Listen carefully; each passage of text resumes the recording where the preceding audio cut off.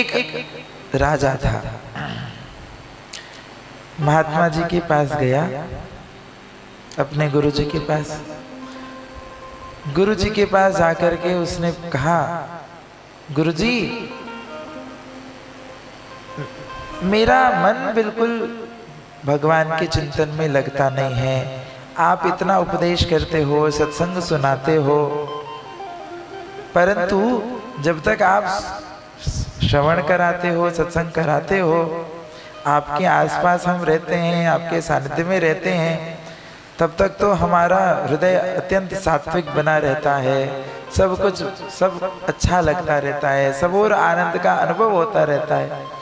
परंतु जब मैं अकेले में रहता हूँ, अपने घर में, अपने विलासिता में, अपने महल में, अपने राजकाज में रहता हूँ, तब मेरा मन आपके बताए हुए मार्ग में, भजन में लगता नहीं है।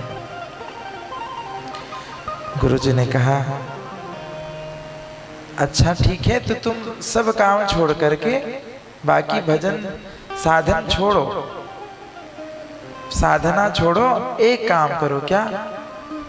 साधुओं की सेवा करो। कुछ दिन तक संतों की सेवा करी, आकर के कहा,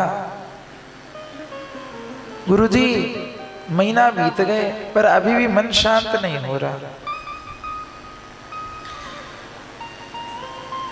गुरुजी ने उसको कहा कि तुमको ऐसे समझ नहीं आएगा, तुम रजोगुणी हो। अच्छा ठीक है, तुम संत सेवा भी छोड़ो और पक्षियों की सेवा करने लग जाओ। तुम संतों की सेवा करने जाते हो, तुम्हें किसी में दोष दर्शन दिखता है, तुम सोचते हो अरे मैं इनकी सेवा कर रहा हूँ, ये उस लायक हैं कि नहीं है, ये भजन करते हैं नहीं करते हैं, इनकी सेवा से मेरा कल्याण होगा नहीं होगा, कैसे होगा। सब छोड़ो, पक्षी की सेवा करो, चुग्गा डालो। अब राजा महाराज, राजा को किस चीज की कमी, चुग्गा डालने लगा, कुंटलों कुंटल चुग्गा डालने लगा। धीरे धीरे जब पक्षियों का समूह बढ़ने लगा तो वहां पर और पक्षी दूर दूर से आने लगे। बढ़ते बढ़ते बढ़ते पक्षियों का समूह इतना बढ़ गया कि एक एक दिन में कई कई टन चुग्गा दाना डल जाते।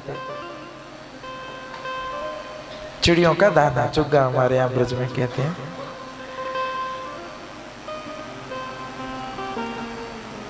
एक दिन ऊपर से आकाश में उड़ते हुए हंस और हंसनी जा रहे थे। हंस और हंसनी ने देखा कि इतना बड़ा खग समूह, पक्षियों का समूह एक स्थान पर क्यों एकत्रित है।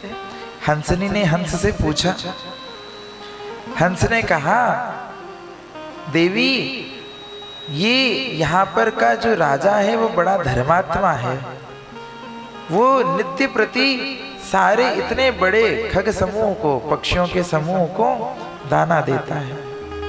हंसनी ने कहा, स्वामी हम बड़ी देर से उड़ान भर रहे हैं, अब हमारी बिरादरी के इतना बड़ा समूह एकत्रित है तो हम भी कुछ देर उतर करके यहीं पर विश्राम कर लेते हैं। हंस हंसनी आकाश से जैसे ही नीचे उतरे उस स्थान पर, राजा और राजा के दूतों ने देखा कि चंद्रमा के समान धवल कांति लेकर के इतने विशाल काय पक्षी, हंस तो देखा नहीं है किसी ने, अभी भी देखने में नहीं आता है। कैलाश मानसरोवर के आसपास हंस हैं ऐसा कहते हैं, परंतु अभी वर्तमान में नजर में नहीं आता है किसी को।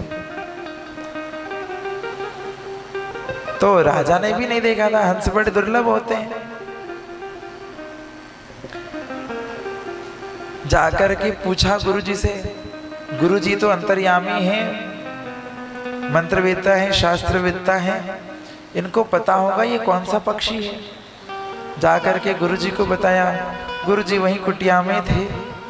गुरुजी ने आकर के जैसे ही देखा तो दिव्य हंस और हंसनी के स्वरूप को देख करके गुरुजी ने उनको प्रणाम किया और राजा को बताया, राजन देखो तुम्हारी सेवा से प्रसन्न होकर के आज साक्षात हंस हंसनी यहाँ पर आ गए। अच्छा गुरुजी, ये तो बड़ी सौभाग्य की बात है। उनको भी दाना पवाया, सब हुआ। रात्रि को पुनः जब गुरुजी के पास बैठा तो गुरुजी ने कहा, आज की इस दिव्य घटना से तुम्हें कुछ समझ आया? राजा ने कहा, आप ही समझाओ गुरुजी। गुरुजी ने कहा, देखो तुमने पक्षियों की सेवा करी तो उस पक्षियों के विहंगम स्वरूप को देख करके साक्षात हंस हंसनी, जो किसी को दर्शन जिसके नहीं होते, वो हंस हंसनी भी के दर्शन तुमको हो गए, उनका आशीष तुमको प्राप्त हो गया, वो तुम्हारे द्वार पे आ गए। राजन, बात यही समझने की है कि अगर तुम इसी प्रकार से भगवत भक्तों की सेवा में लगे रहोगे तो उन्हीं किसी संत के रूप में, भगवत भक्त के रूप में किसी दिन, आज जैसे हंस आए, कोई परमहंस स्वरूप में साक्षात कोई, कभी मानो सुखदेव जी, श्री वेदव्यास भगवान साक्षात चल करके तुम्हारे द्वार आ जाएंगे। और जिस दिन वो आ गए तो तुम्हारा कल्याण निश्चित हो जाएगा, तुम्हारे को भगवत प्राप्ति अवश्य सब हो जाएगी। सेवा